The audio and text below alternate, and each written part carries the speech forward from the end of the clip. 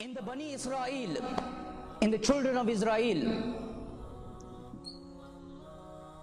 there was a very pious monk, a very pious priest, and all the time he would remember Allah, he would praise Allah all the time. So in that very town, there were three brothers who had a beautiful sister.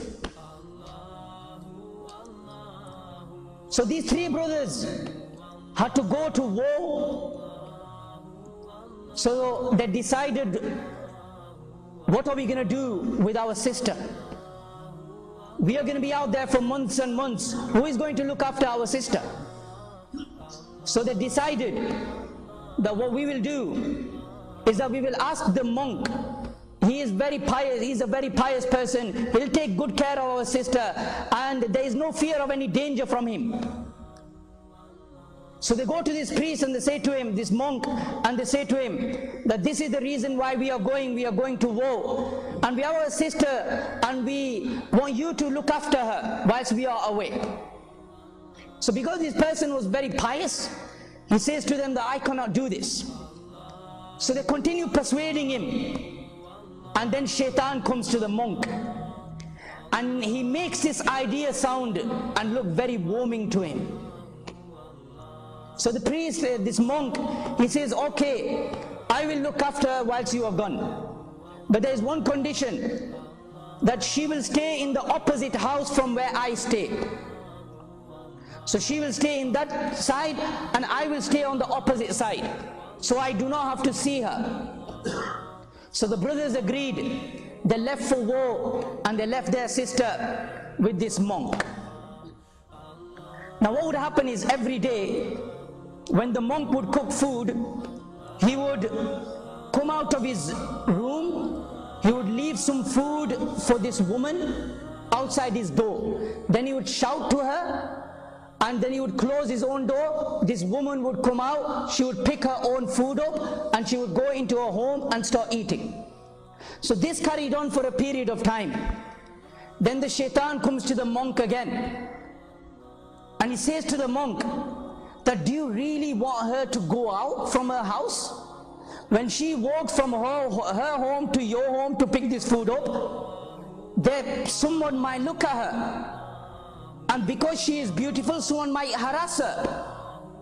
So why don't you next time leave the food outside her door, instead of giving her the trouble of walking to your home to pick the food up? So for a period of time he did this.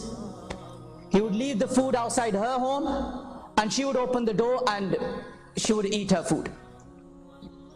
Then the Shaitan came to the monk again, and he said to the monk, you know, this is a sister, and she is the only sister of three brothers, and she's been stuck in that room. She's been like a prisoner in that room. So why don't you go and chat to her? Why don't you go and talk to her?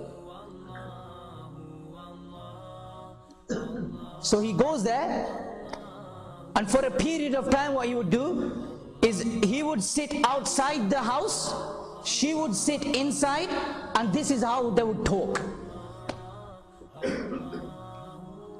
And he carried on for a period of time.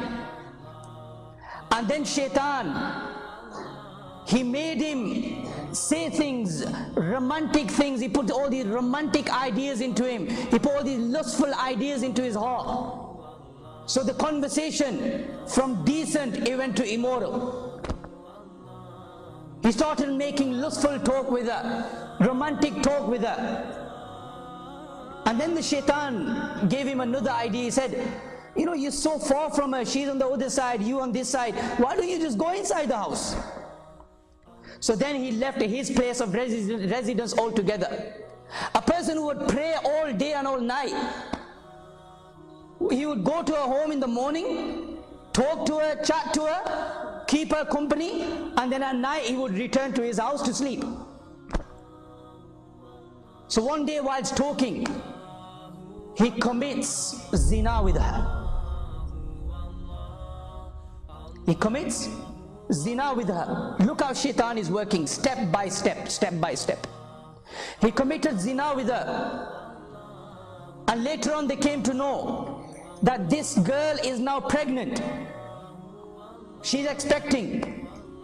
So this monk, he became very scared, that if these brothers, when they come back and they find out what I have done, then they're gonna kill me. So Shaitan puts the idea in his head that murder her and then bury her, and when her brothers come back, say to them that she died of an illness. They've been away for months anyway, and then say to them that she died of an illness. So this is what he did. Whilst the child was still in the stomach, he buries her, killed her, and then buried her. And when the brothers came back, they asked him, where is our sister? So he said, well, she fell ill and she died, and I buried her. This is her grave. That night when these three brothers were asleep, Shaitan came into their dreams, and Shaitan had informed them of what had happened. So in the morning they went to the monk, and they said to him that, have you killed our sister? We have been informed in our dream that you have murdered our sister. He agrees to it. He admits it. So they take him to the local judge, who rules the death penalty, that this person, this monk, is now to be hanged. Now whilst he is being, before he is hanged, Shaitan comes to this monk. Allahu Akbar. And Shaitan says to him that it was I who made this girl come to you. It was I who made you talk to her. It was I who made you commit zina with her. And it was I who made you kill her. And the only person who can save you now is me. Prostrate in front of me and I will save you. Now this monk, he had nowhere to go. So what does he do? He prostrates in front of Shaitan. And once he had prostrated in front of Shaitan, what does Shaitan say to him? Mission accomplished. This is what I wanted. I wanted you to go into disbelief. I wanted you to become a disbeliever in Allah. I wanted you to bow down to worship Shaitan, and I have accomplished my mission now. I cannot help you. Even Shaitan went away from him.